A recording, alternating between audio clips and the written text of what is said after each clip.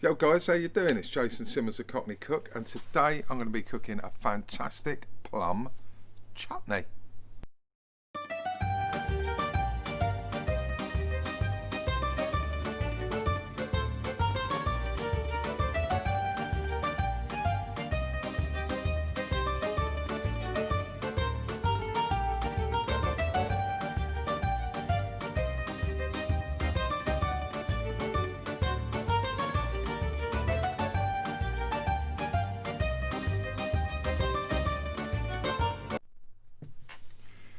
My auntie has got this massive plum tree in her garden, and she gets a glut of plums and doesn't know what to do with them. Now I know we all haven't got a plum tree in our garden. Maybe we live in a flat, maybe we have got astroturf, maybe we haven't got a plum tree is what I'm saying. But a lot of the markets sell their fruit off late in the day. It's lovely to make your own kind of preserves and chutneys and things like that. So I'm doing a whole kind of series of preserving. I'd like to preserve myself really. I don't want to get any older. And do this whole series of preserving. Anyway, let's get on with it. The hat's on. The hat's off. It's cooking time. So let's get on with it. First of all, I wash my plums. Then I halved my plums and I weighed them at this point because I wanted to weigh them without the stones in the plums. As you see, there's 2 kilos of plums. I halved them and there they are in my saucepan. So we've got 2 kilos of plums. Let's run through our other ingredients. Got 500 grams of diced cooking apples. Gone a little bit brown because I've had them out for a while. I was getting the video ready. Doesn't matter because they're going to go brown in there anyway. Right, 250 grams of onion, 500 grams of, I'm using Demerara sugar. You can use caster sugar, you can use sugary sugar. The sugar will change the taste of the chutney, okay? I like Demerara sugar in this because it will give it more of a slightly treacly kind of flavour. But if you've only got caster sugar, listen, use it. That's what I say, use it. Next thing you will need are 250 grams of sultanas. Right, basic ingredients. I'm using 400 ml of cider vinegar. And I'm using, it's nearly 600 ml, so it's a litre altogether of distilled vinegar. That's your basic recipe, right there. That will give you a beautiful chutney. But I'm going to zip it up a little bit.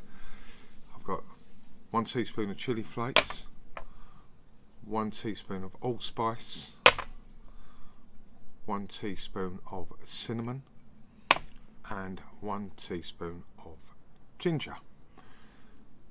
The spices are entirely up to you. What you need to do any preserving, you need vinegar and either salt or sugar.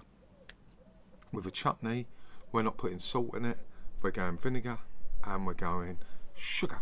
So the vinegar will change the flavour, but obviously at this point you pimp it up any way you want to pimp it up. So if you don't want chili flakes in there, don't put them in. Don't leave them out. Leave them out. At this point, all we're going to do is we're going to put all our ingredients into the pots. So everything is in the pan.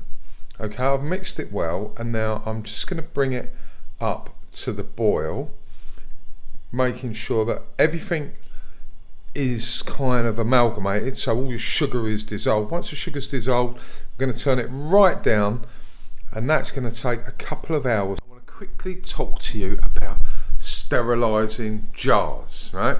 Now, you might think, do you know what? I can't be bothered to make a pickle or a chutney or a jam with all that sterilising jars and boiling them up, and stick them in your dishwasher.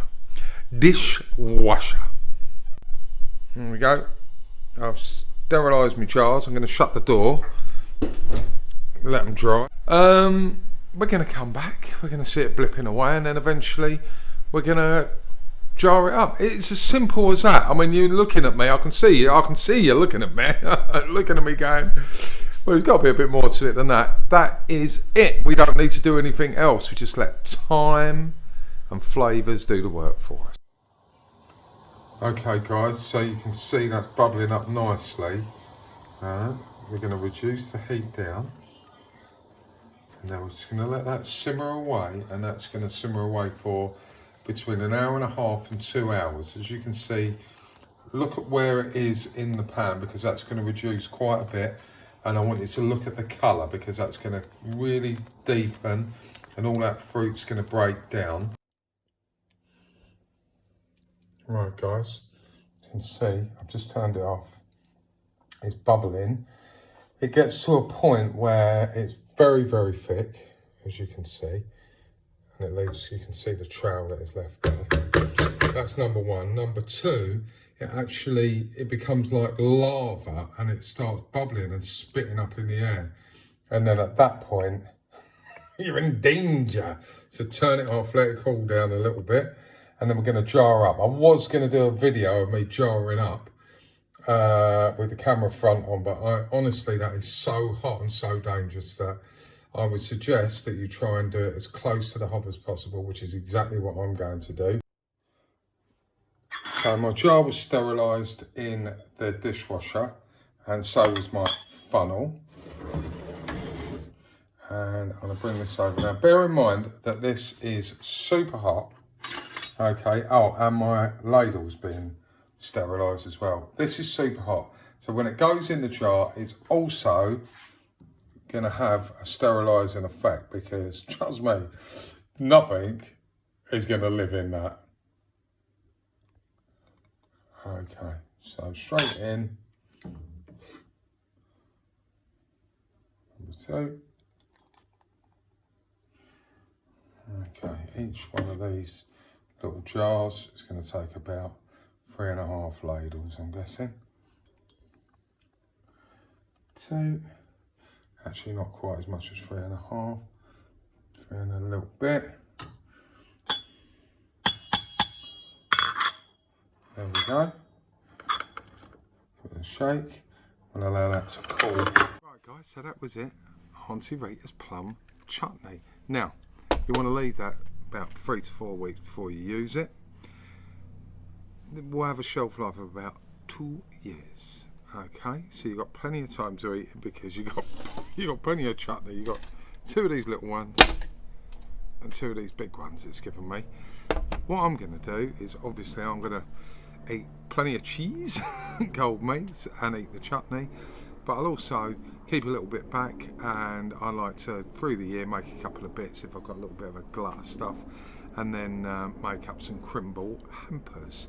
So they'll be absolutely perfect as a little crimbo gift. Make a little tag for it. Happy days. Anyway, thank you for watching. I'm Jason Simmons, and you've been watching the Cockney Cook.